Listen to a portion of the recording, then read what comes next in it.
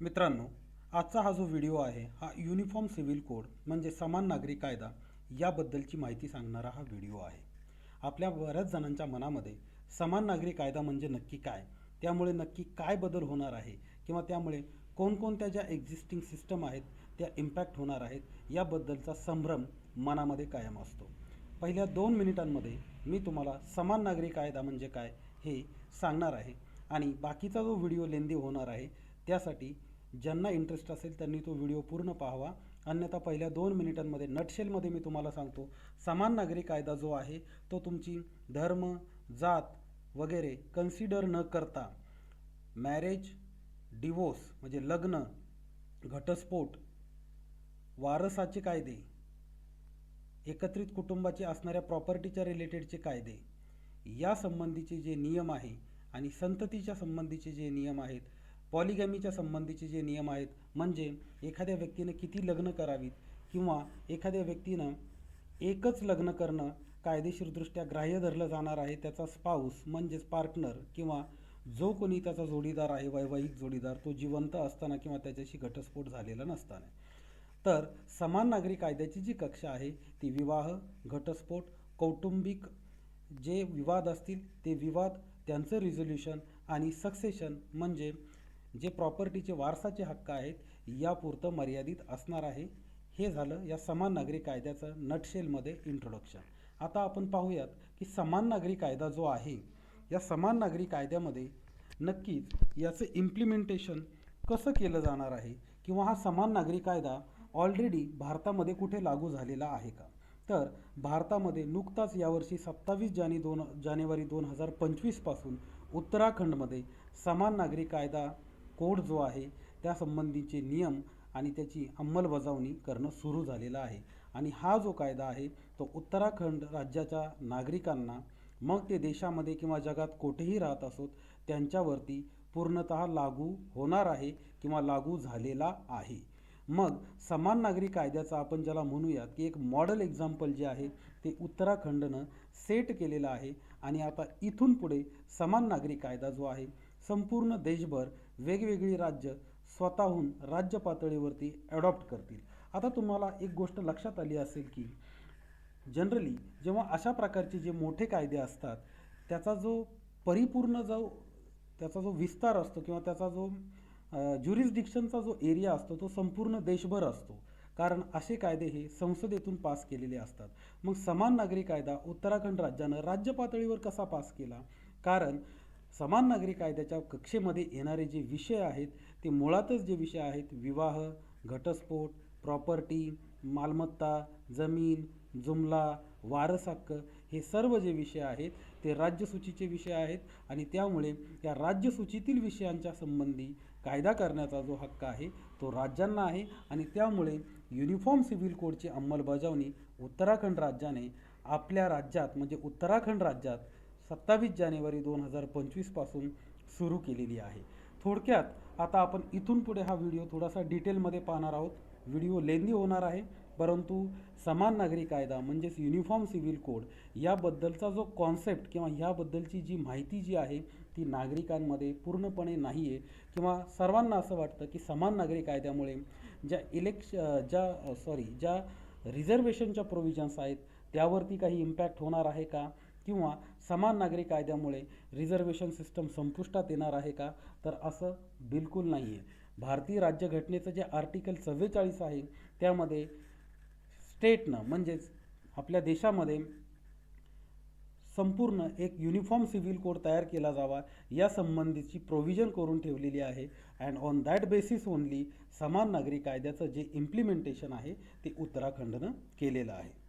आता मग समान नागरी कायदा म्हणजे नक्की काय, तर समान नागरी कायदा म्हणजे हा एक कायद्यांचा किंवा हा एक असा single set of personal laws असणारे वैयक्तिक जे जीवन आहे त्या वैयक्तिक जीवनाला कंट्रोल करणारे जे जे काही कायदे आहेत त्या सर्व कायद्यांचा एक सिंगल सेट असणार आहे. म्हणजे कसं की जर आत्ता आपण पाहिलं, जर एखादा हिंदू व्यक्ती जर असेल तर तो Hindu marriage act, Hindu succession act, Hindu undivided family act अशा वेगवेगळ्या कायद्यांनी त्याचे पर्सनल प्रॉपर्टी, विवाह, घटस्फोट, वारसांचे हक्क, चाइल्ड कस्टडी इत्यादी जे मॅटर्स आहेत किंवा फॅमिली डिस्प्यूट ज्याला आपण म्हणतो, फॅमिली रिलेटेड जे अफेअर्स असतात, हे अफेअर्स ह्या वेगवेगळ्या कायद्यांनी डील केले जातात. आणि सिमिलरली जर आपण एखादी मुस्लिम व्यक्ती जर कन्सिडर केली तर त्या मुस्लिम व्यक्तीच्या संबंधी असणारे त्यांचे विवाह, वारस इत्यादी जे कायदे आहेत, प्रॉपर्टी रिलेटेडचे जे डिस्प्यूट आहेत, फॅमिली रिलेटेडचे जे डिस्प्यूट्स आहेत, हे सिव्हिल डिस्प्यूट स्वरूपाचे जे डिस्प्यूट्स आहेत, हे त्यांच्या पर्सनल लॉने म्हणजे शरिया लॉने कंट्रोल केले जातात. आणि सिमिलर प्रोव्हिजन्स पारसी लोकांसाठी किंवा ख्रिश्चन नागरिकांसाठी देखील ॲप्लिकेबल आहेत. मग या समान नागरी कायद्याचा जो स्कोप आहे तो मॅरेज, डिवोर्स, सक्सेशन, ॲडॉप्शन म्हणजे दत्तक इत्यादी मॅटरशी रिलेटेड आहे. याचा संबंध रिझर्वेशनच्या प्रोव्हिजनशी कोणत्याही कुठेही लावलेला नाही आहे. मग आता यामुळे काय साध्य होणार आहे, तर यामुळे जेंडर जस्टिस म्हणजे कसं, जर आपण पाहिलं की अगदी हिंदू सक्सेशन ॲक्टमध्ये देखील महिला ज्या आहेत किंवा मुली ज्या आहेत त्या मुलींना हिंदू प्रॉपर्टीमध्ये, हिंदू ॲन्सेस्ट्रल प्रॉपर्टीमध्ये को पार्सनरीचे हक्क नव्हते. 2004च्या नंतर त्यांना को पार्सनरी म्हणून हक्क देण्यात आलेले आहेत आणि 2020च्या जजमेंटनंतर त्यांचा को पार्सनरी असण्याचे ज्या काही संदिग्धता आहेत त्या देखील दूर झालेल्या आहेत. परंतु ही डिस्पॅरिटी हिंदू लॉमध्ये देखील होती आणि तशाच पद्धतीनं मुस्लिम सक्सेशनचा देखील जर आपण विचार केला तर मुस्लिम सक्सेशनमध्ये देखील असे इक्वल शेअर नसतात. तर त्यामध्ये काय होतं, जर डिसीज्ड पर्सन म्हणजे जी व्यक्ती मृत आहे त्या व्यक्तीच्या पाठीमागे असणारी त्यांची जी विधवा आहे त्यांचा 1/4 शेअर म्हणजे 25% शेअर मुलं नसतील तर, आणि मुलं असतील तर त्या विधवेचा 1/6 शेअर, आईचा 1/6 शेअर जर लिव्हिंग मदर असेल डिसीजच्या पाठीमागे, वडिलांचा 1/6 शेअर जर ते म्हणजे 1/6 शेअर जर ते लिव्हिंग असतील मृत व्यक्तीच्या पाठीमागे. आणि मग राहिलेल्या प्रॉपर्टीला रेसिड्युअरी असं म्हटलं जातं आणि त्याच्यामध्ये रेसिड्युअरीमध्ये मग मुलगी आणि मुलगा यांचा शेअर येतो. त्यामध्ये देखील 1:2 प्रमाणात म्हणजे मुलीला जर 1 भाग मिळाला तर मुलाला 2 भाग, अशा पद्धतीने त्याची विभागणी केली गेलेली आहे. म्हणजे काय की जेंडर बेस तिथे आपल्याला डिस्क्रिमिनेशन दिसतं. हिंदू लॉमध्ये देखील ते होतं, को पार्सनरी म्हणून डॉटर्सला अधिकार नव्हते. मुस्लिम लॉमध्ये देखील 1:2 रेशो मेंटेन केला जातो. आणि मग ही जी डिस्पॅरिटी आहे ही डिस्पॅरिटी युनिफॉर्म सिव्हिल कोडमुळे जाणार आहे. तसेच इक्वॅलिटी म्हणजे सर्व समान. यामध्ये हिंदूसाठी वेगळा कायदा किंवा हिंदू अनडिवायडेड फॅमिली ॲक्ट जो फक्त हिंदूंसाठीच ॲप्लिकेबल होतो. परंतु ॲन्सेस्ट्रल प्रॉपर्टीसारखं म्हणजे आपल्याकडे जशी वडिलोपार्जित प्रॉपर्टी हिंदू समाजामध्ये असते तशी वडिलोपार्जित प्रॉपर्टी हा कॉन्सेप्ट मुस्लिम समाजामध्ये नसतो. जरी त्यांच्याकडे वडिलोपार्जित प्रॉपर्टी आली तरी त्याच्यावरती असणारे सगळे जे ओनर्स आहेत ते त्याचे मूळ मालक समजले जातात, जरी ते जॉईंट ओनर असतील त्या प्रॉपर्टीवरती तरी. म्हणजेच काय की युनिफॉर्म सिव्हिल कोडमुळे ही जी असणारी संदिग्धता आहे ती दूर होणार आहे. हां, आता यामध्ये आणखीन एक महत्त्वाचा मुद्दा असा होतो की पॉलिगॅमी म्हणजे बहुपत्नीत्व हिंदू मॅरेज ॲक्टनुसार लागू होत नाही हिंदू समाजामध्ये. कारण त्यामध्ये जर तुमचा स्पाऊस लिव्हिंग असेल आणि त्याच्याशी जर तुमचा कायदेशीर घटस्फोट झालेला नसेल तर तुम्ही दुसरा व्यक्तीशी, स्त्री किंवा पुरुषाशी लग्न करू शकत नाही. कारण तुम्ही ॲट अ टाईम सिंगल पार्टनरच किंवा सिंगल वैवाहिक जोडीदारच ठेवू शकता. मुस्लिम मध्ये किंवा सुन्नी हनाफी लॉचा जर आपण विचार केला तर देर इज अ प्रोव्हिजन. आत्ता आपण पाहिलेलं आहे की अलीकडच्या काळामध्ये शिक्षणाचं प्रमाण, शिक्षेचं प्रमाण आणि त्यामध्ये ज्याला आपण म्हणूयात की अवेअरनेस लोकांमध्ये वाढत असल्यामुळे पॉलिगॅमी ही मुस्लिम समाजामध्येही बऱ्यापैकी कमी जरी झालेली असली तरी at a time they can maintain 4 wife's अशा प्रकारची प्रोव्हिजन तिथे आहे.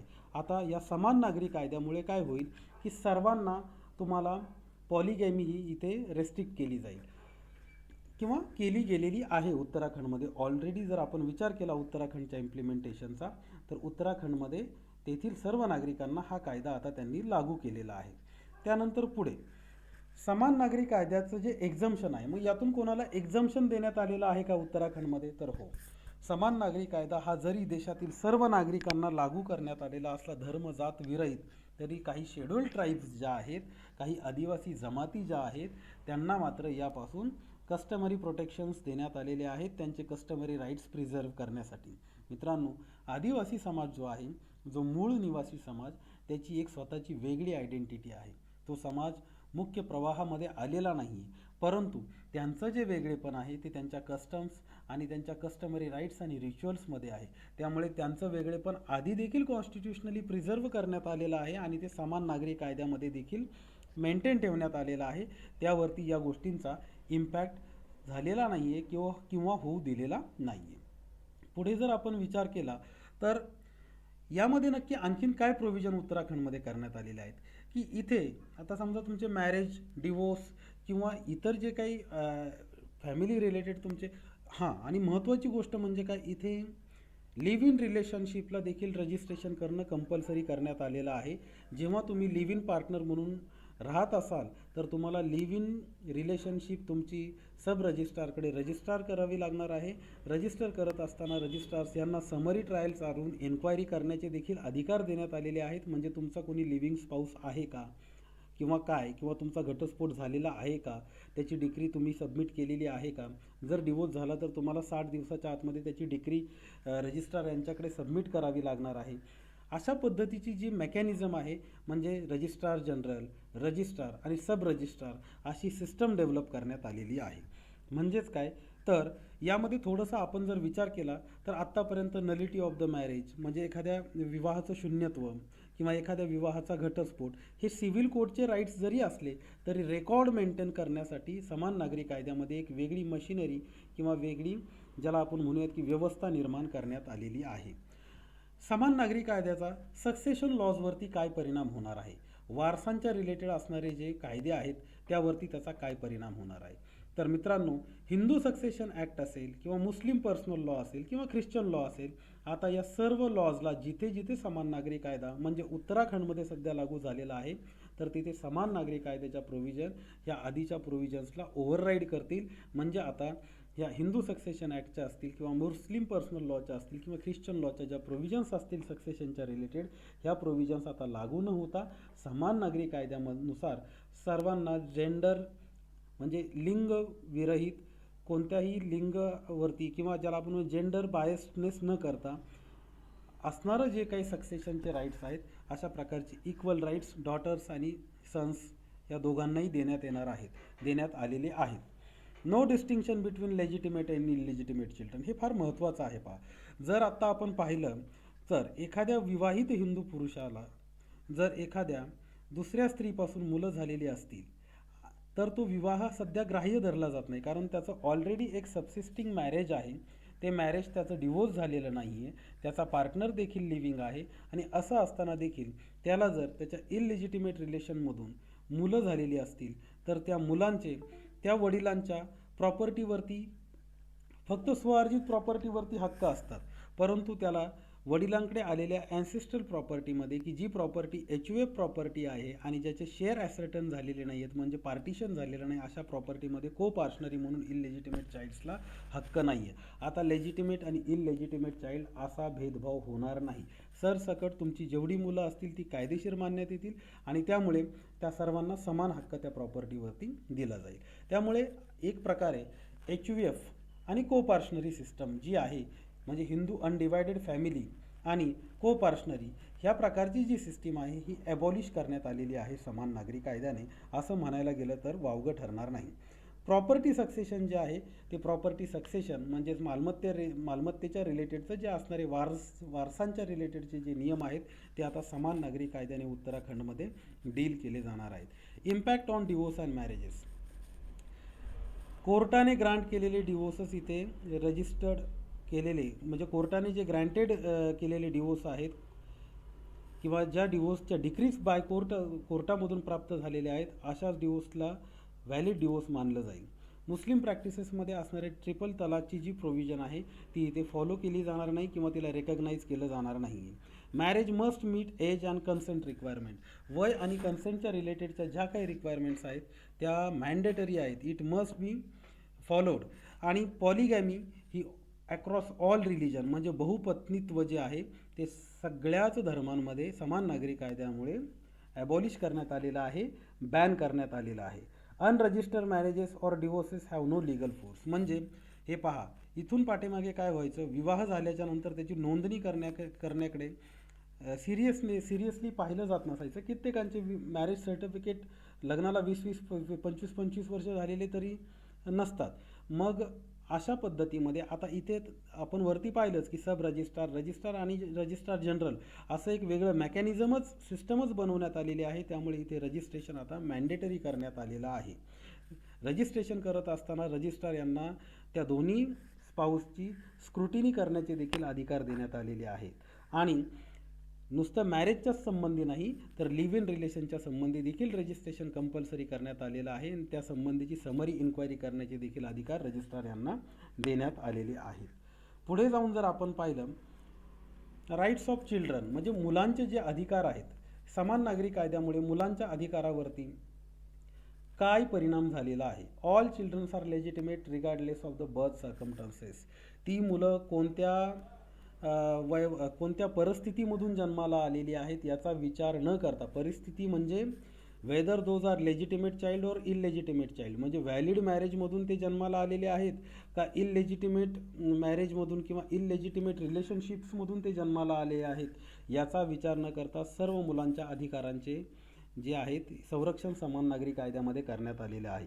Equal inheritance rights from both parents, दोन्ही पॅरेंट्सकडून त्यांना इक्वल इनहेरिटन्स राईट्स देण्यात आलेले आहेत. म्हणजे वडिलांकडून जसं आपल्याकडे आधी काय होतं ॲन्सेस्ट्रल प्रॉपर्टी, मग ॲन्सेस्ट्रल प्रॉपर्टीमध्ये वडिलांकडून येणाऱ्या शेअरला 2004च्या अगोदर व्हॅल्यू होती, कारण आईचा जो कोपार्शनरीचा राईटच नव्हता, तिला पार्टिशन कॉल करायच्या. कोपार्शनरी म्हणजे काय की कोपार्शनरी म्हणजे त्या कुटुंबाचा असा सदस्य जो त्या ॲन्सेस्ट्रल प्रॉपर्टीवरती वडिलोपार्जित प्रॉपर्टीवरती शेअर होल्डर आहे आणि तो पार्टिशन कॉल आऊट करू शकतो. आधी आपल्या हिंदू कायद्यामध्ये देखील महिलांना म्हणजे डॉटर्सला पार्टिशन कॉल आऊट करण्याचा अधिकार नव्हता, म्हणून त्यांना कोपार्शनरी राईट्स नव्हते असं मानण्यात येतं. आता मात्र असं होणार नाही. आता दोन्ही म्हणजे आईकडून येणारी प्रॉपर्टी असेल किंवा वडिलांकडून येणारी प्रॉपर्टी असेल, दोन्ही प्रॉपर्टींवरती जे इनहेरिटन्सचे राईट्स आहेत ते दोन्हीही पालकांकडून येणाऱ्या प्रॉपर्टीवरती इनहेरिटन्सचे राईट्स मुलांना देण्यात आलेले आहेत. Children from void marriages, live in or extra marital relations are protected. यामध्ये आधीच वरती म्हटलेलं आहे की regardless of the birth circumstances, म्हणजे काय की ते कोणत्याही वाईड मॅरेजमधून जन्माला आलेले असोत, लिव्ह इनमधून जन्माला आलेले असोत किंवा एक्स्ट्रा मॅरिटल रिलेशनमधून जन्माला आलेले असोत, त्यांचे राईट्स प्रोटेक्ट करण्यात आलेले आहेत. म्हणजेच काय की समान नागरी कायदा जो आहे तो थोडासा लिबरल आहे, तो थोडासा आणखी जास्त पुरोगामी प्रभावाने अंमलात आणलेला दिसतो. रिमूव्ह स्टिग्मा ऑफ इललेजिटिमेसी कम्प्लिटली, आणि यामुळे असं म्हटलेलं आहे की जो इललेजिटिमेट आणि लेजिटिमेट म्हणजे ज्याला आपण म्हणूयात की औरस आणि अनौरस अशा प्रकारचा जो स्टिग्मा आहे तो कम्प्लिटली रिमूव्ह करण्याचा प्रयत्न समान नागरी कायद्यामध्ये करण्यात आलेला आहे. आणि त्यामुळे equal guardianship and maintenance rights. पहा, मग जर जबाबदाऱ्या किंवा प्रॉपर्टी जर दोन्ही सोर्सकडून तुम्हाला येणार असेल तर दोघांनाही समान गार्डियनशिपचे राईट्स आणि मेंटेनन्सचे राईट्स देण्यात आलेले आहेत. म्हणजे मुलगी आणि मुलगा असा भेद नाही. जेवढी मुलाची जबाबदारी आहे पालकांची काळजी घेण्याची, तेवढीच मुलीची देखील आहे. अशा पद्धतीनं समान नागरी कायद्यामध्ये प्रोव्हिजन करण्यात आलेली आहे. Effect on HOF property. आता हिंदू अनडिवायडेड फॅमिलीची जी प्रॉपर्टी असते आणि त्यावरती जे कोपार्शनरीचे जे हक्क असतात हे फक्त हिंदू अनडिवायडेड फॅमिलीच्या प्रॉपर्टीलाच अप्लाय होतात.